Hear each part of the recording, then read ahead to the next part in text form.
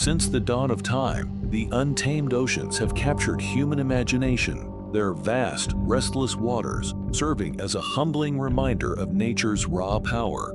These seas have witnessed countless tragedies, epic tales of loss that left entire generations in mourning.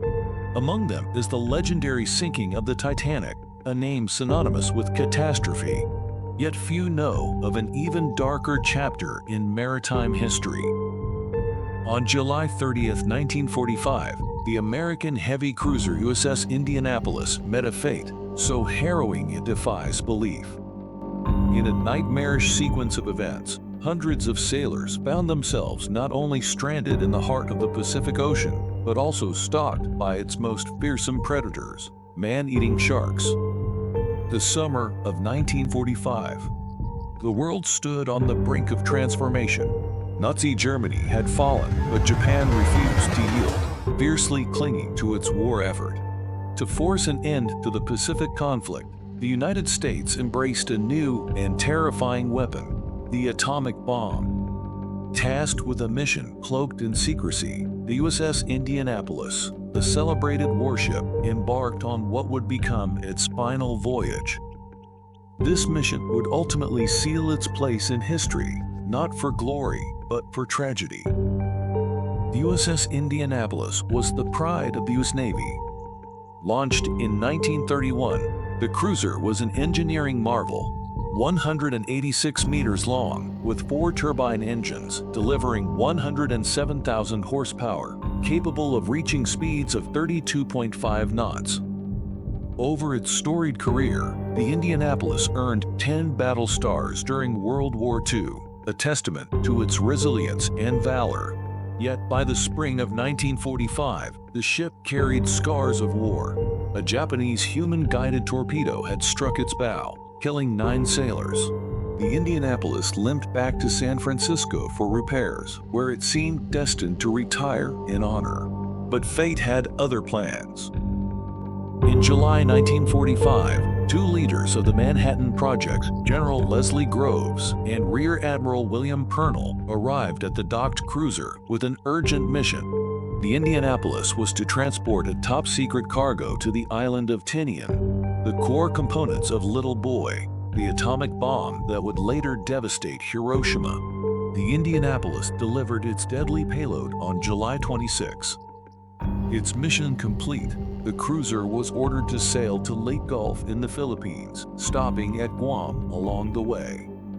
But in a fateful decision, Captain Charles McVay chose not to employ zigzagging maneuvers, a standard tactic to avoid submarines. Confident the waters were clear of enemy threats, he proceeded on a direct course. At 11 p.m. on July 29, Japanese submarine I-58, commanded by Captain Machitsura Hashimoto, spotted the Indianapolis. Mistaking it for a battleship, Hashimoto ordered an attack. Minutes later, 6 torpedoes tore through the Pacific, 2 striking the Indianapolis with devastating precision. Explosions ripped through the ship as it lost power and began to list. Within just 12 minutes, the once mighty cruiser disappeared beneath the waves, taking 300 of its crew to the depths of the ocean. For the 900 sailors who survived the sinking, the nightmare was just beginning. Adrift in the vast Pacific, they clung to life rafts or floated in groups, exposed to the elements with no food, fresh water, or means of communication. The first day brought dehydration, heat stroke, and despair.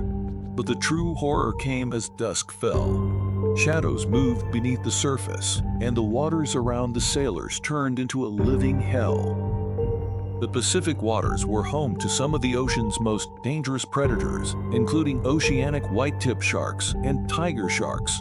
Drawn by the scent of blood, these hunters closed in on the helpless survivors. Oceanic whitetips, dubbed sea dogs for their ruthless persistence, and tiger sharks, infamous for consuming anything in their path, began their gruesome feast. Survivors recalled the terror of hearing distant screams, knowing that another comrade had been dragged under. With each passing day, the attacks intensified. Madness set in among the men. Some swam aimlessly toward the predators, surrendering to their fate. Others, delirious with thirst and hallucinations, turned on one another in blind panic. By the third day, the once bright Pacific waters were stained red.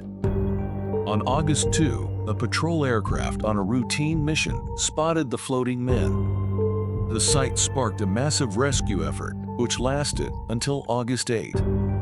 Of the original 1,199 crew members, only 316 were pulled from the sea alive.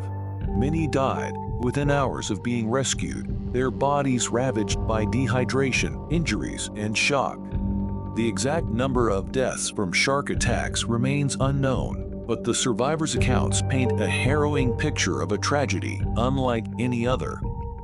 Captain McVeigh survived the sinking, but became a scapegoat for the disaster.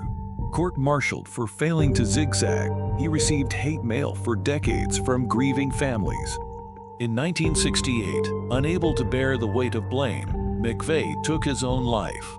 Decades later, in 2000, the U.S. Congress and President Bill Clinton formally exonerated him. Even Captain Hashimoto, commander of the I-58, testified that no maneuver could have saved the Indianapolis.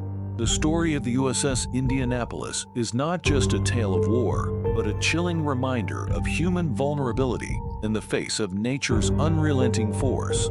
It stands as one of history's most haunting naval tragedies, forever etched into the annals of maritime lore.